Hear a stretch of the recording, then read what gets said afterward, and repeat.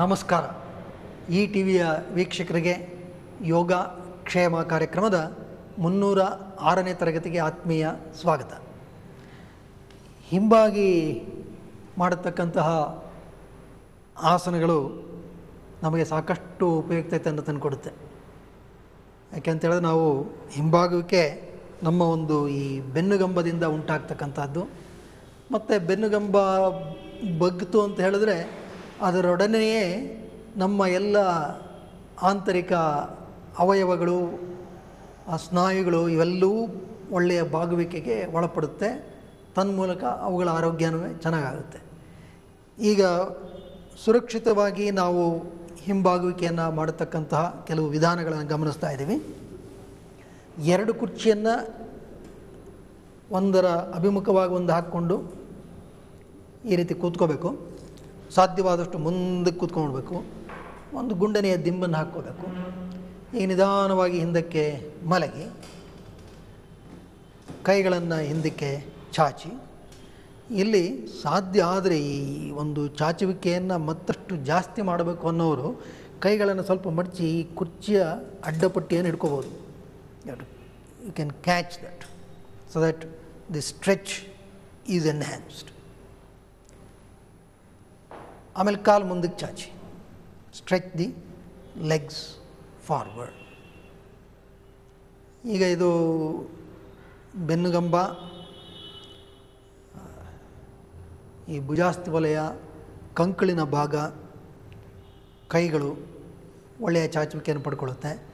ಮತ್ತು ಇಲ್ಲೆಲ್ಲ ಎದೆಗೂಡಿನ ಭಾಗ, ಉದರದ ಭಾಗ, ವಸ್ತಿಕೋರದ ಭಾಗ ಒಳ್ಳೆಯ ಚಾಚುವಿಕೆಯನ್ನು ಪಡ್ಕೊಳ್ಳುತ್ತೆ. And stay with slow calm breathing.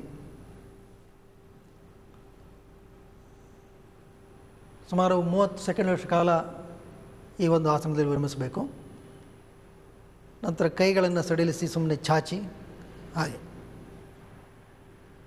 ಯಾರಿಗೆ ಹಿಡ್ಕೊಳ್ಳೋದು ತೊಂದರೆ ಆಗುತ್ತೋ ಅಂತ ಅವ್ರು ಸುಮ್ಮನೆ ಕೈ ಚಾಚಿದ್ರು ಸಾಕು. You stretch the arms so that itself gives a reasonably good stretch. ಮತ್ತು ಇಲ್ಲಿ ಕತ್ತನ್ನು ವಿರಮಿಸಿರಬೇಕು, ತಲೆ ಭಾಗ ಇಲ್ಲಿ ವಿರಮಿಸಿರಬೇಕು. You have to rest the head on the chair. ಅದಕ್ಕೆ ಸಾಧ್ಯ ಆಗಿಲ್ಲ ಅಂದ್ರೆ ಬ್ಲ್ಯಾಂಕೆಟ್ ಇಟ್ಕೋಬೋದು. ಈ ಕಾಲುಗಳನ್ನು ಮಡಚಿ ಕೈಗಳನ್ನು ಮೇಲಕ್ಕೆ ತೆಗೆದುಕೊಳ್ಳಿ. Hold the top of the chair, slowly get up. ಈಗ ಎದೆಯ ಗೂಡಿನ ಭಾಗಕ್ಕೆ ಇನ್ನೂ ತೀಕ್ಷ್ಣತರವಾದಂಥ ಒಂದು ಚಾಚುವಿಕೆಯನ್ನು ಕೊಡಲಿಕ್ಕೆ ಸಾಧ್ಯ ಇದೆ. ಅದಕ್ಕೊಂದು ಬ್ಲ್ಯಾಂಕೆಟನ್ನು ಹೀಗೆ ಒಂದು ಪಟ್ಟಿ,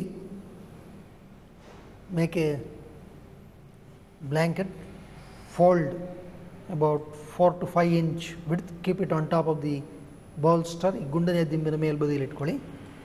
ಈಗ ನಿಧಾನವಾಗಿ ಹಿಂದಕ್ಕೆ ಬಾಗಿ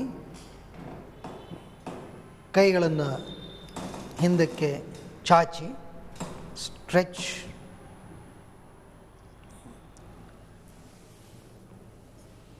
If the head does not rest, one can keep a blanket here. ಅದು ನಮ್ಮ ಬಾಗುವಿಕೆಯ ಪ್ರಮಾಣವನ್ನು ಅನುಸರಿಸಿ ಮಾಡ್ತಕ್ಕಂಥದ್ದು. ಈಗ ಇಲ್ಲಿ ತಾವು ಗಮನಿಸಿದಾಗೇನೆ ನೋಡಿ, ಇದು it helps the chest to open out better.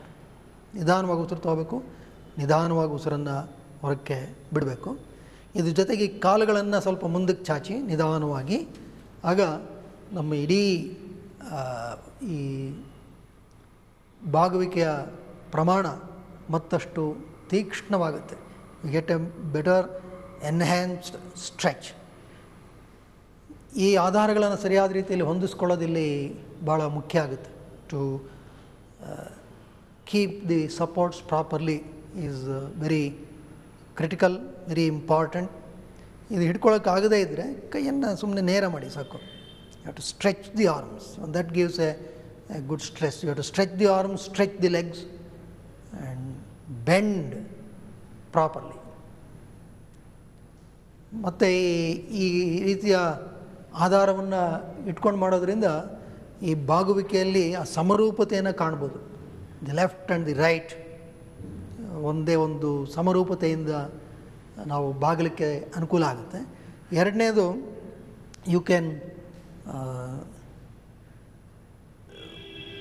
Work more on the anatomical alignment. ಉದಾಹರಣೆಗೆ ಇಲ್ಲಿ ಎರಡೂ ಕೈಗಳಲ್ಲಿ ಒಂದಕ್ಕೊಂದಕ್ಕೆ ಈ ಅಂತರ ಅದು ವ್ಯತ್ಯಾಸ ಆಗೋದಿಲ್ಲ. ಯಾಕೆಂತ ಹೇಳಿದ್ರೆ ಇದು ಆಧಾರ ಇರುತ್ತೆ, ಮತ್ತು ಹಾಗೆಯೇ ಈ ಸರಿಯಾದಂಥ ಆಧಾರವನ್ನು ಇಟ್ಕೊಂಡಿದ್ರೆ ಎರಡೂ ಕಡೆ ಅದು ಒಳ್ಳೆಯ ವ್ಯಾಪಕತೆಯನ್ನು ಪಡ್ಕೊಳ್ಳುತ್ತೆ. We can work on the anatomical alignment and symmetry.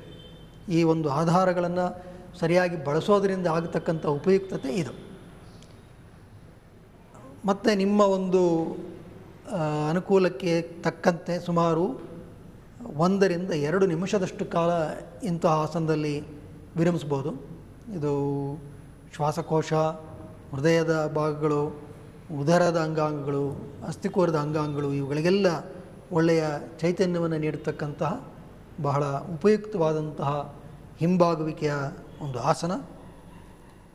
ಈಗ ನಿಧಾನವಾಗಿ ಕಾಲುಗಳನ್ನು ಮಡಚಿ, ಮೊದಲು ಕಾಲು ಮಡಚಬೇಕು, ನಂತರ ಕೈಗಳನ್ನು ನಿಧಾನವಾಗಿ ತೆಗೆದುಕೊಳ್ಳಿ. ಕುರ್ಚಿಯ ಮೇಲ್ಭಾಗವನ್ನು ಹಿಡಿದುಕೊಂಡು ಮೊಣಕೈಯನ್ನು ಒತ್ತಿ ನಿಧಾನವಾಗಿ ಮೇಲೆ ಕೇಳಬೇಕು. You have to support the trunk from the elbows and get up. ಅದು ಭಾಳ ಮುಖ್ಯ. ಯಾಕೆ ಏಕಾಏಕಿ ಮೇಲೆ ಕೆತ್ಬಿಡಬೇಡಿ.